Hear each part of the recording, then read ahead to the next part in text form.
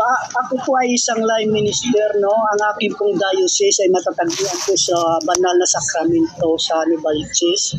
Hawak po ako ng aming bishop na si Roberto Ga, at ang aking parish priest ngayon ay si Reverend Father Lucel Pardelia. Ang kapapalitan kasi nag-ano ngayon ng swap ngayon ng mga diocese. So dati yung si Reverend Father Clement, Victor Clement, no? So isa po akong membro ng isang malaking ministry, yung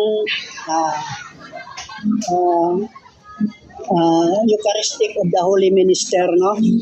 Mga Eucharistic minister kami. Ako pala si Laiko ng Roman Catholic Church. Okay, ako po si Bro Mario, isang MCGI na itong kalaban natin si Laiko ay matagal na tayong hinahamon, paulit-ulit sa Messenger, nangungulit. Kaya ito po ay hindi sana natin gusto, pero dahil sa kanyang kagustuhan at patuloy siya nangungulit dahil sa Messenger, sa mga chat, namimilit siyang labanan ng debate, gusto niya ipagtanggol ang Katoliko, kaya nilabanan na po natin siya ng debate. Kung ano lang yung topic, bro, kung ano lang yung topic, yun lang yung pag-uusapan. Huwag tayong tatalon sa rebulto, huwag tayong tatalon sa purgatorio. Bro, wait lang, wait lang. Huwag ganyan kasi tinuturuan niya ako eh. Unang-una, true church to, kasama ang mga aral dito. Panindigan mo, tama iglesia nyo. Hindi ganyan. Kasama aral dyan, lahat ng aral kasama yan. True church yan, patutunayan mo, tamang iglesia katoliko eh. Hindi ganyan. Kung susundan natin, hindi tayo matatapos ng 7 minutes. Hindi, wala akong pakialam kahit hindi tayo matapos doon. Basta panindigan mo aral mo. Kasama aral dyan eh. True church yan eh. Sa bayan ko, bro, pero ang pinaka-main topic, ang patutunayan ko na ang Roman Catholic itinatag ni Kristo. Start na, Laiko, start na. Ako, bro, anong oras ko matapos? 10 minutes, meron ng oras. 10 minutes? May oras ka na, simulan mo na. Okay, no? So, ang tema, patutunayan ko, no? Okay, no? Magandang hapon sa lahat, no?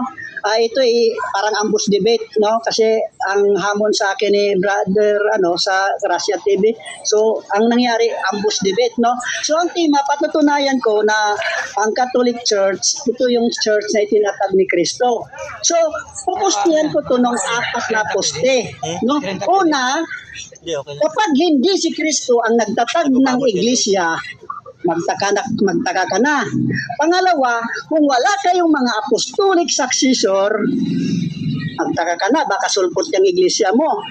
So, pangapat, kailangan ang tunay na iglesia ay nagsimula noong 33 AD. Kung ang iglesia mong kinaaniban ay nagsimula noong 1980, ibig sabihin, sulpot yan, magtaka ka na, hindi si Kristo ang founder yan. Pagkatapos sa pangapat na poste, kailangan yung iglesia mo ay nagsimula sa Jerusalem, no? So, ito, no? Babasa tayo ng referensya, no? Ang tunay na simbahan o iglesia na itinayo ng ating Panginoong Kristo ay nagmula ito sa Jerusalem, no? Noong 33 AD. Mabasa natin yan sa Lucas 24:47, no? Umabot ito sa Roma sa Gawa 23:11, Roma 6:8, at nakarating din ito sa Espanya sa Roma 15:24 hanggang 28, at sa iba pang mga lugar hanggang nakarating ito sa ating bansang Pilipinas noong 1521. Sa lahat ng mga samahan ngayon sa relihiyon na nag-aangkin na tunay na iglesia, Katolika lamang ang siyang makapagpatunay na siyang tunay na samahan na naitayo ng ating Panginoong Jesucristo batay sa history o kasaysayan ng mundo. So mamaya magtatanong yan sa akin saan mababasa sa Biblia ang Roman Catholic Church. So kami po, hindi po kami nagbabatay sa litra por litra. So, mayroon po kaming pinagbabasihan na history at saka yung Biblia. Sa Mateo 16:18, sinasabi ni Kristo, ikaw, Simon Pedro, sa ibabaw ng batong ito, itatayo ko ang aking iglesia na kahit ang kamatayan o kapangyarihan ng kamatayan ay hindi mananaig. So mula foundation, mula pagtatag ni Kristo, hindi ito mawawala, hindi ito matatalikod, no? So diyan ka magtataka kung ang iglesia mo hindi nagsisimula noong 33 AD, no?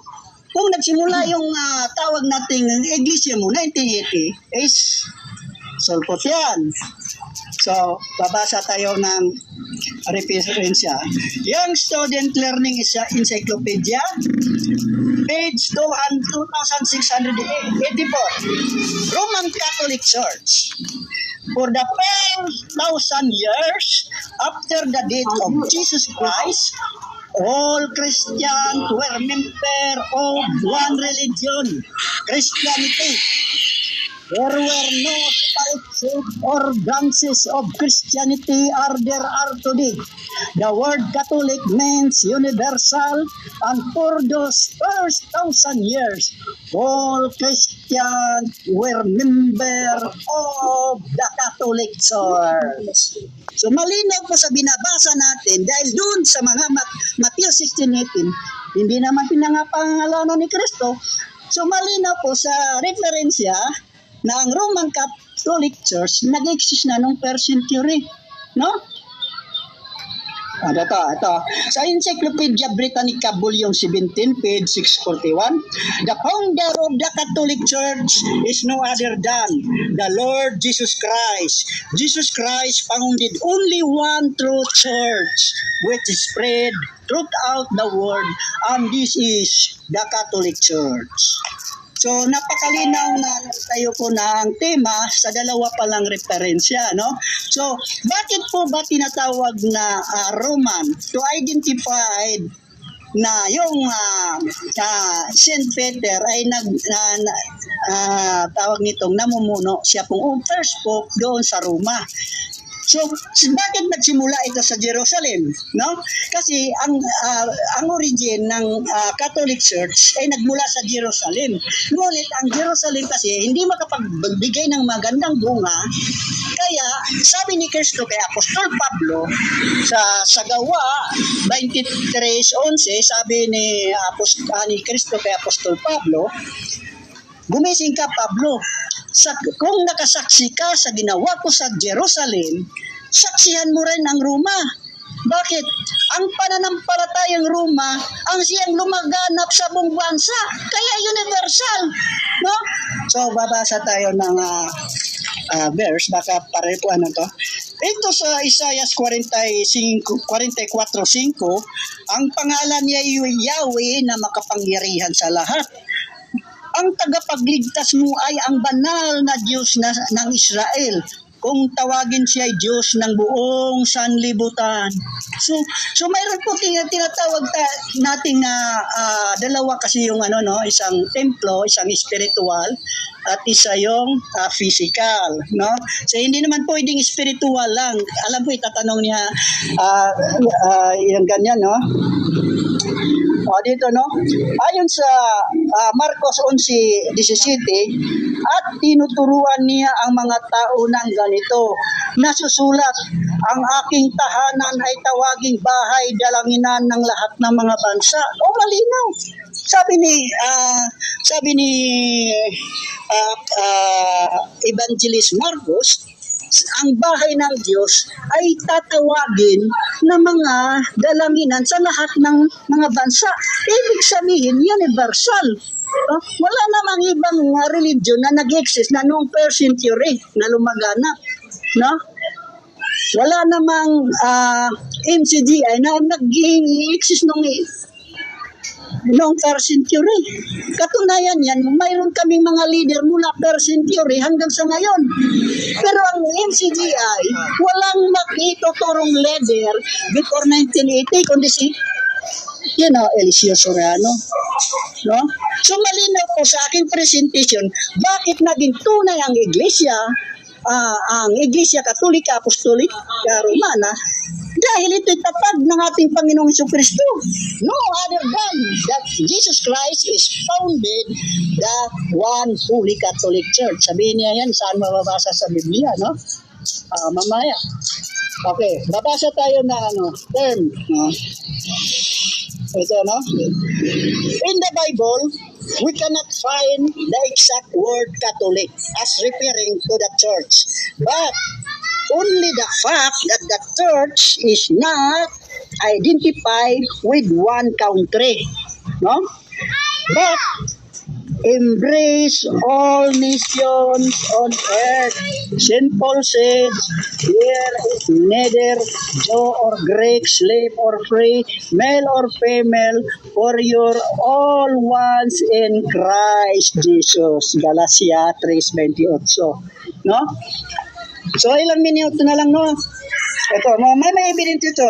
How gets to know the true church by going through history? Only the Catholic Church has 20 century of continued existence.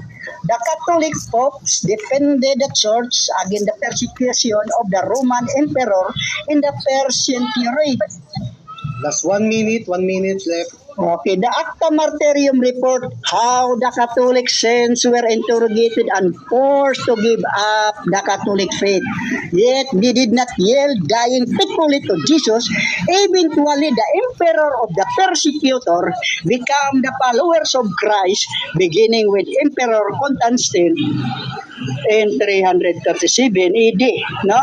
So, physical churches were built in Europe and other places. The original St. Peter Basilica in Rome was built in the 3rd century. So, mayroon tayong mga ebidensya na nagpatunay na ang Catholic Church tatag talaga ni Kristo kasi wala namang ibang religion na nagtatag ng nag-exist na noong first century. So, kanino ba ibibigay yung tamang aral? Siyempre sa Catholic kasi hindi naman pwedeng ibibigay doon sa 1980 lang nag-exist. Time. Handa ka na, Bro Mario? 7 tapos yung pagsagot 20 minutes ay 20 seconds. Sige, go. Okay, tanong ko sa'yo una, ano ba ang dapat paniwalaan? Sabi-sabi ng tao o Biblia categorical? Moderator, doon lang siya magtanong sa nilatag ko. Bro, Kasi first stand pa lang ito. Objection, moderator. Nasa rules kasi, magtatanong lang siya sa nilatag ko. bro, counter ako bro. Sige. Bro, ang tinatanong ko about sa nilatag niya to sabi ko ano ba ang dapat paniwalaan? Kasi bumasa siya ng mga referensya Ano ba ang dapat paniwalaan? Yung sabi-sabi ng tao o Biblia? Pasok yan sa nilatag Ruling, niya. bro. Ruling tayo, bro. Pasok yung tanong, bro, kasi naglatag ka ng mga referensya na hindi sa Biblia. Sagot mo na sagot. Hindi. Ang sagot ko, kapatid, hindi ito sabi-sabi yan. Dahil itong mga... Hindi. Categorical ang tanong ko. Ano ang dapat paniwalaan? Sabi-sabi ng tao o Biblia? Categorical, moderator. 20 seconds yung sagot. 20 seconds, tingnan mo siya. Categorical bro, like ko ang dapat. Categorical yung Sandali, tanong. wait lang. Ako. Like ko, pasok sa tema yung usap ni Bro Mario sa'yo na ano daw ang paniwalaan mo, sabi-sabi ng tao o Biblia. Pasok po yun kasi nag-ano ka ng history, okay? Bro, palasi kasi yan. Sabi-sabi. Wala naman akong... Sumagot ka! Pasagutin nyo, moderator! Pasagutin nyo! Di na makasagot. Unang tanong pa lang. Tingnan mo. Ang ganyan sa... moderator? Palasi. Sandali muna, words. Ako muna ng moderator. Tanong ka. Ayon sa... Wait lang. Paano yung moderator? Wait lang, ano yung like ko premise yung ginawa ni Brother Mario sa'yo na yun ay kasi premise yun kasi ano daw dapat mong paniwalaan, sabi-sabihin ng tao o Biblia. Kaya nga, Premise niya yun ay premise. wag niya akong limitaan sa sagot ko. Marunong ka pala sa moderator to Sabi nga ng moderator, pasok Marunong Bakit di ka makasagot? Sabi-sabi, wala naman akong may sabi-sabi lang to. Ito po yung story. Hindi. Sabi ng moderator, Premise yun. pasok Brother, yung tanong ko. Sumagot like ka, wag ka tumakbo. Like ko, premise yun, premise. Hindi nga pwedeng sagutin Premise. yung palasi. Instrument yan Hindi ka makasagot. O magpas ka. Sabi mo pass. Nakaintindi ka ng instrument. Magpas ka na lang. lang. Like ko, magpas ka na lang, bro, kung di kaya sagutin yung kasagot. Wait lang bro. Magulo tong debate na to. Sabi ko na Kaya ayoko tong kadebate. Ganito. I-off mo muna siya. i-off nyo muna siya. Sabi ko na kaya ayoko tong kadebate, walang kaayusan Tingnan Unang-una mo, ganito tingnan mo. mga kapatid sa mga Tingnan mo nakakapanood. Wait lang. Pakinggan nyo muna ako. Stop time muna tayo. Sandali lang, like ko. Sandali lang. Unang-una, Sige. naglatag siya ng mga Oh, stop time referensya, tapos Biblia. Kaya tanong ko, pasok dun yung tanong ko, ano ba ang dapat paniwalaan, Biblia o yung sabi-sabi ng tao? Pasok yan At sabi ng moderator, Premise, pasok yan. premise, like ko, premise. Pasok premise. yan. Ikaw lang ang may ayaw sumagot. Premise yun. Tanggap ng moderator Sumagot ka. Sige, next question. Pambira, ang dami mong paligoy-ligoy. Pambira ka Uy, ikaw yung pala yung tanong mo. Okay. Sige. Sige, magbigay ka ng Sige, no, bro Mario. Sige, next question. Okay, Sabi tanong. lang. Ano Para ba ang paniwalaan dapat kita. paniwalaan at dapat pakinggan ng mga tao? Yung sinasabi ng Biblia o yung sabi-sabi lang ng mga tao? Ano ang dapat paniwalaan kategorika? So, Sagot. ang sagot dyan, Sagot. nasa Juan 21:25. Kategorikal! Nasabi Pasagutin nyo, kategorikal. Categorical. Yung Yes, sir. Biblia o Sagot ka yung muna sa gawa-gawa ng categorical. tao at sabi-sabi, ano dapat paniwalaan?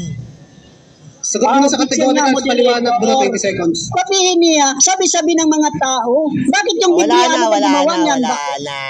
Pambira ka.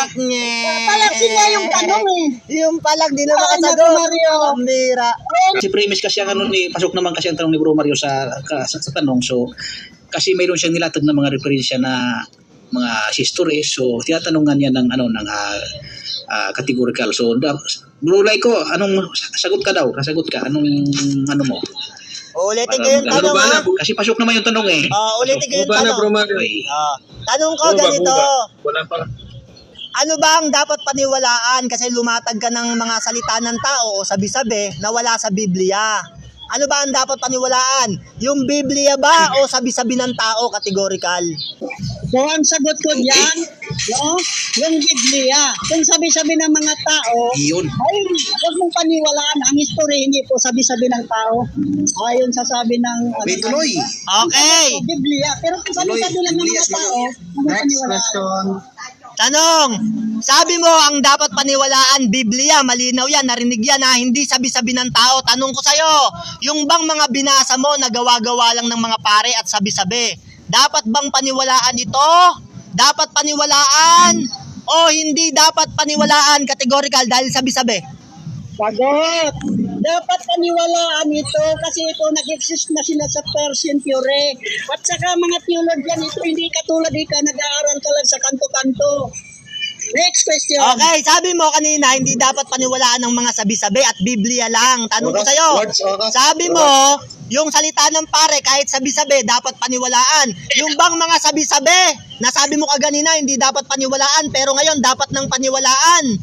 Yung bang mga sinabi ng pare, dapat pa namin paniwalaan ito o hindi dapat namin paniwalaan? Bro Laito, sandali. Walang oras na nakalagay. Ayan. Hindi, teka lang. Tanong, Tanong ngayon. yung bang mga... Bro, Hindi, tanong, yung bang maipit ako. yung bang... Saan mo magtanong? Yung maipit ako. Okay, yung tanong. Wait mo yung tanong.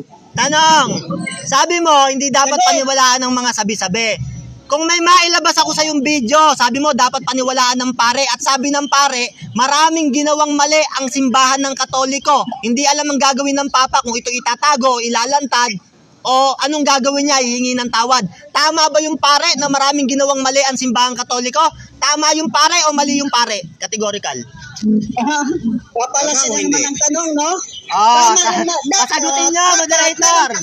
Specific, hindi ganyan magtanong, Bro Mario. Pambira naman yung tanong mo. Umayos ka magtanong. Bro, nasasayang oras, bro. Sagot lang sa tanong. Sagot. Dapat bang paniwalaan yung pare? O hindi dapat ang paniwalaan ng pare? Sabi niya maraming mali ang simbahang Katoliko. Dapat bang paniwalaan ng pare o hindi siya dapat paniwalaan categorical? Yun, sige po. Like ko, sagot ka sa kasi naman. Mayroon siyang idea na kumbaga narinig sa pare na Nuubos mo oras ko nuubos mo Sabi mo, dapat paniwalaan ng sinabi ng pare. Ngayon, meron akong video, sabi ng pare, maraming ginawang mali ang simbahang Katoliko. Hindi alam ang gagawin ng Papa kung hihingi ng tawad. Tanong ko sa'yo, yung pari ba na yon, dapat siyang paniwalaan na maraming mali ang Katoliko na ginawa? O hindi dapat paniwalaan ng pare? Wala. Uy, umalis na. Yan. So, umalis na. Yan. So, Ayun, so magandang tanong 'yon. So magandang tanong po 'yon. So pasok po 'yun sa sa lahat ng simbahang Katoliko. So, Siguro meron Brad, kung siyang hindi naman evidence. tutuloy ang debate, siguro maglatag ka rin Brad Mario para ma-counter mo yung nilatag niya para hindi maiwan sa ere. Ganun na lang siguro kapatid. Maglatag ka rin siguro para ma-counter mo. Kasi baka maiwan sa ere yun, hindi natin na-counter. Maiiwan sa ere, yung ganun lang. Siguro mas maganda, ilatag mo yung counter Brad Mario para fair, di ba? Okay lang. Walang problema. Ngayon, lalatag na ako, no? Start na ba ako maglatag? Start na ba, bro? Sige, okay.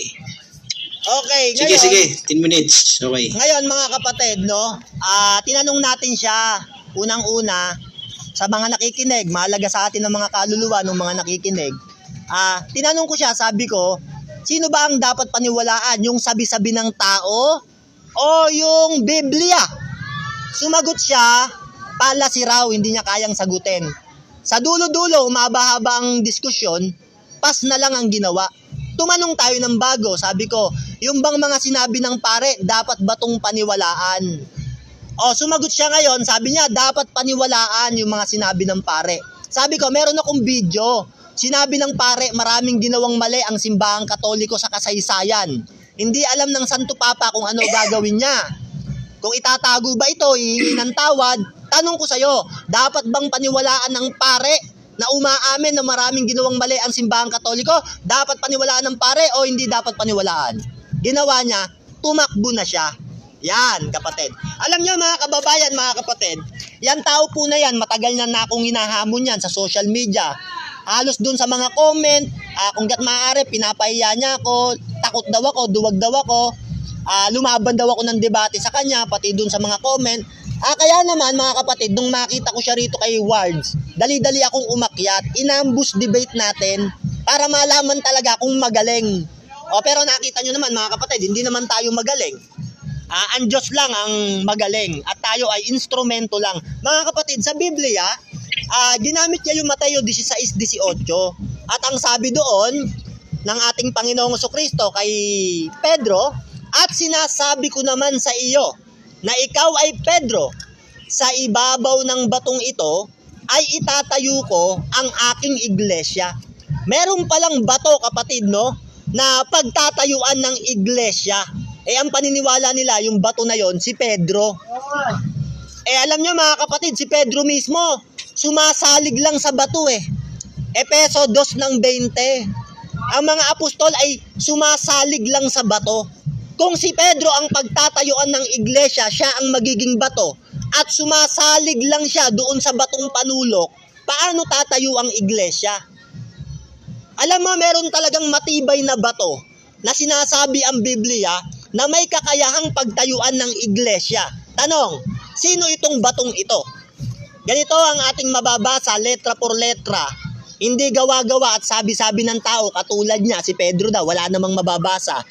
Ganito ang sabi ng Biblia na ang tunay na bato ay ang ating Panginoong Jesucristo. Sa Acts ng 4:11, ganito ang sabi, si Jesucristo ang bato na itinakwil ninyo bilang mga tagapagtayo ng bahay.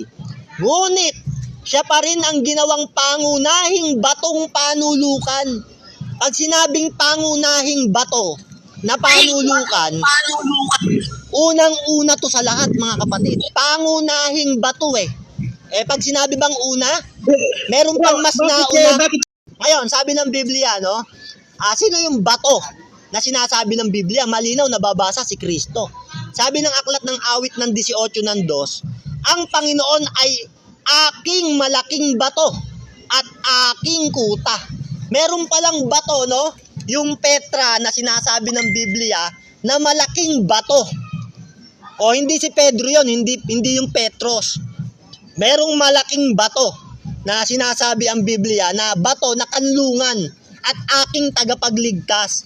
Bruin mo naman, itatayo mo yung iglesia doon sa tao kay Pedro.